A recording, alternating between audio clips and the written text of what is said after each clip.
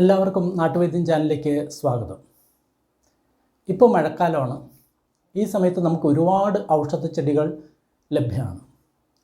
പ്രമേഹത്തിലെ നമ്മൾക്കൊരു കാര്യം മനസ്സിലാവും. ഇൻസുലിൻ ഉൽപ്പാദിപ്പിക്കുന്ന പാൻക്രിയാസിലെ ബീറ്റാ സെൽസ് എന്ന് പറയുന്ന സെൽസുകളാണ്. പല മരുന്നുകളും കഴിച്ചിട്ട് ഈ സെൽസുകൾ മുഴുവൻ മരിച്ചുപോയി മൃതപ്രായമായി ഒട്ടും തന്നെ ഇൻസുലിൻ ഉൽപ്പാദിപ്പിക്കാത്തൊരവസ്ഥ വരുന്ന സമയത്ത് ഈ ബീറ്റാ സെൽസുകളെ നമുക്ക് എങ്ങനെ നാട്ടുവൈദ്യത്തിലൂടെ വീണ്ടും പുനരുജ്ജീവിപ്പിക്കാം എന്നതിനെ പറ്റിയിട്ടാണ് ഈ വീഡിയോ. ഒരു ചെടിയുണ്ട്, ആ ചെടിയുടെ പേരാണ് മുക്കുറ്റി എന്ന് പറയുന്നത്. ഇത് സാധാരണയായിട്ട്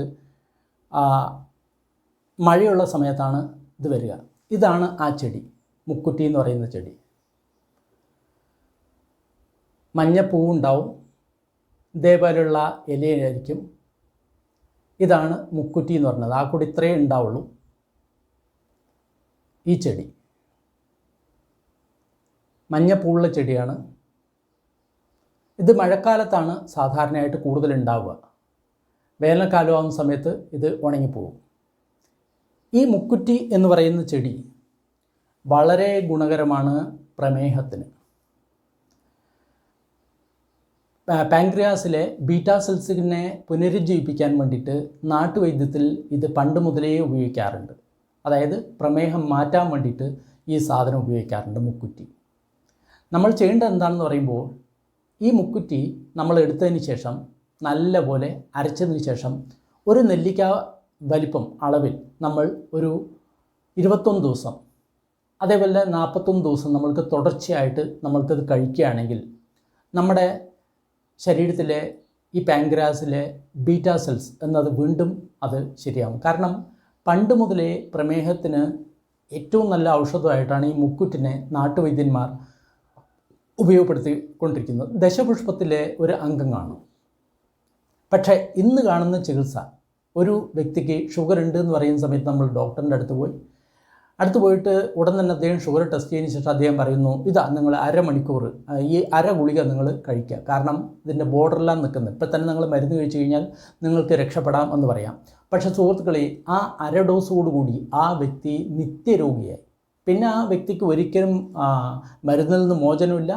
പ്രമേഹം കൂടി പോകുന്നു, മരുന്നിൻ്റെ ഡോസ് കൂടുന്നു, ഇൻസുലിൻ എടുക്കുന്നു, അങ്ങനെയുള്ളൊരവസ്ഥ. എൻ്റെ ബന്ധുക്കൾ തന്നെ പല പേരുമുണ്ട്.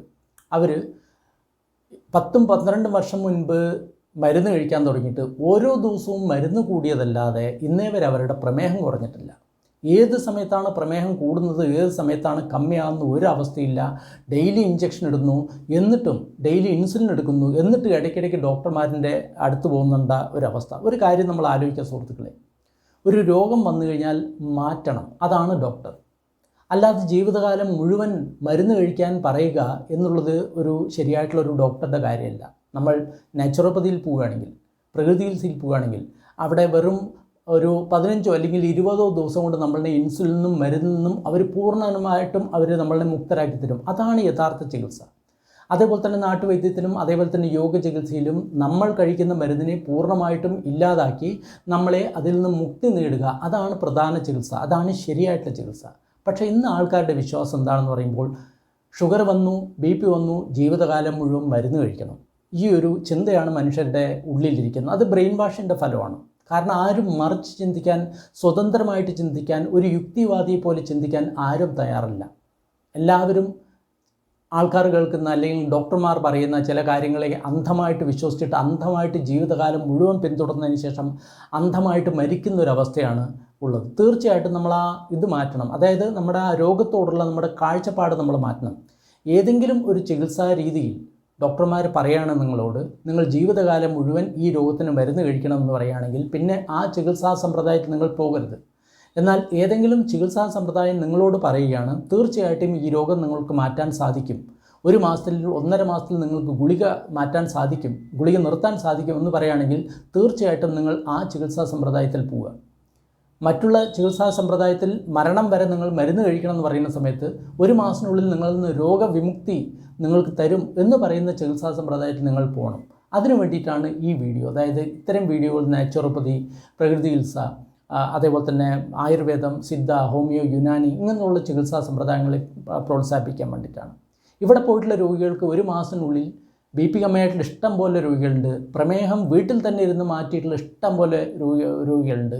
അതേപോലെ തന്നെയുള്ള ഒരുപാട് അനുഭവങ്ങളുണ്ട്. അതുകൊണ്ടാണ് പറയുന്നത്, നിങ്ങൾ ഈ രീതിയിലുള്ള രോഗങ്ങൾ വരുന്നത് തീർച്ചയായിട്ടും നിങ്ങൾ നാച്ചുറോപ്പതി തുടങ്ങിയ അല്ലെങ്കിൽ നാട്ടുചികിത്സ ആയുർവേദത്തിലേക്ക് പോകാൻ പറയുന്നതിൻ്റെ പ്രധാനപ്പെട്ട കാരണം ഇതാണ്. അപ്പോൾ ഈ മുക്കുറ്റി എന്ന് പറയുന്ന ചെടി നമ്മൾ ഈ മഴക്കാലത്ത് മഴയുള്ള സമയത്തോളം ഇതുണ്ടാവും. ഇത് ഒരു 3-4 കട, അതായത് വേരോടുകൂടി പറിച്ചതിന് ശേഷം വലുതാണെങ്കിൽ ഒരു 1-2 മതി. ഒരു അരച്ചു കഴിഞ്ഞാൽ ഒരു നെല്ലിക്ക വലിപ്പം വേണം. ഇപ്പോഴത്തെ വലിയ നെല്ലിക്കല്ല, ഒരു ചെറിയ നെല്ലിക്ക വലിപ്പത്തിൽ. ഇത് നിങ്ങൾ തുടർച്ചയായിട്ട് നിങ്ങൾ ശീലിക്കുക. ദശപുഷ്പത്തിലെ ഒരു സസ്യമാണ് മുക്കുറ്റി. വളരെയധികം ഗുണകരമുള്ള ഒരു ചെടിയാണിത്. ഇതിൻ്റെ ഗുണങ്ങൾ എന്ന് പറയുമ്പോൾ അവിശ്വസനീയമായിട്ടുള്ള ഒരുപാട് ഗുണങ്ങളുള്ളൊരു ചെടിയാണിത്. അപ്പോൾ ഇത് തീർച്ചയായിട്ടും നിങ്ങൾ അങ്ങനെ ചെയ്ത് നോക്കുക, നിങ്ങളുടെ ഷുഗർ കമ്മിയാവും. അതുകൂടാതെ ഇത് കഴിച്ചിട്ടുള്ള മറ്റൊരു സൈഡ് എഫക്റ്റ് ഉണ്ട്, നല്ലൊരു സൈഡ് എഫക്റ്റ്. അതെന്താണെന്ന് പറയുന്ന സമയത്ത് ആർക്കെങ്കിലും അൾസർ ഉണ്ടെങ്കിൽ അൾസർ പരിപൂർണമായിട്ടും മാറും. ചിലർക്ക് ഭക്ഷണം കഴിക്കുന്ന സമയത്ത് വയറ്റിലൊരു വേദന വരും. വേദന ഇതുകൊണ്ട് മാറും. കാരണം ഇത് വ്രണരോഗമാണ്. അതായത് ശരീരത്തിൽ എവിടെയെങ്കിലും വ്രണം ഉണ്ടെങ്കിൽ ആ വ്രണത്തെ പരിപൂർണമായിട്ട് കരിക്കാൻ വേണ്ടിയിട്ട് ഈ സാധനം അരച്ചു വെച്ച് അവിടെ കെട്ടിക്കഴിഞ്ഞാൽ മാത്രം മതി. ഇനി ഇതൊരു അത്ഭുതമായിട്ടുള്ളൊരു സസ്യം തന്നെയാണ്. അതായത് ചില സ്ത്രീകൾക്ക് ഒരുപാട് ഓവർ ബ്ലീഡിങ് അങ്ങനത്തുള്ള സാധനമൊക്കെ ഉണ്ടാകുന്ന സമയത്ത് ഇതിൻ്റെ നീരരച്ച് എടുത്തതിന് ശേഷം പൊക്കിളിലും അതേപോലെ തന്നെ തലയിലും വെച്ച് കഴിഞ്ഞാൽ, അതേപോലെ തന്നെ അത് അരച്ച് കഴിച്ചു കഴിഞ്ഞാൽ എത്ര ബ്ലീഡിങ്ങും ഓവർ ബ്ലീഡിങ്ങും ഉടൻ തന്നെ നിൽക്കും, പിടിച്ചു കിട്ടിയ പോലെ തന്നെ നിൽക്കും. ചില ആൾക്കാർ ഈ ബ്ലീഡിങ്ങിന് വേണ്ടിയിട്ട് ലക്ഷങ്ങൾ ചിലവഴിച്ചിട്ട് എന്നിട്ട് മാറാത്ത ആ ബ്ലീഡിങ് ഈ സാധനം ഈ രീതിയിൽ ചെയ്തു കഴിഞ്ഞാൽ വളരെ പെട്ടെന്ന് മാറും. അങ്ങനെയുള്ള ഒരുപാട് ഗുണങ്ങളുള്ള ചെടിയാണ് ഈ മുക്കുറ്റി. അപ്പോൾ നമ്മൾ സാധാരണ കാണുന്ന ഈ ചെടിയെ നമ്മൾ ആരും ഗൗനിക്കാറില്ല, വില കൊടുക്കാറില്ല. പക്ഷേ അത്രയധികം വിലയുള്ളൊരു ചെടിയാണ് ഇത് എന്നുള്ള കാര്യം മനസ്സിലാക്കുക.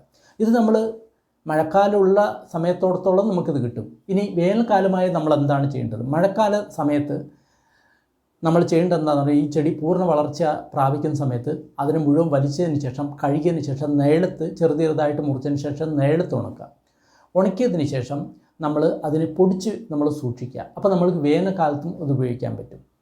പക്ഷേ ഈ ഡയബറ്റീസിന് ഏറ്റവും നല്ല മരുന്ന്, അതായത് ഈ ഇതൊന്നും ഇല്ലാതെ നമുക്ക് ഇതിനെ മാറ്റാൻ വേണ്ടിയിട്ട് നമ്മൾ ഏറ്റവും പ്രധാനമായിട്ട് നമ്മൾ ശീലിക്കേണ്ടത് യോഗമാണ്.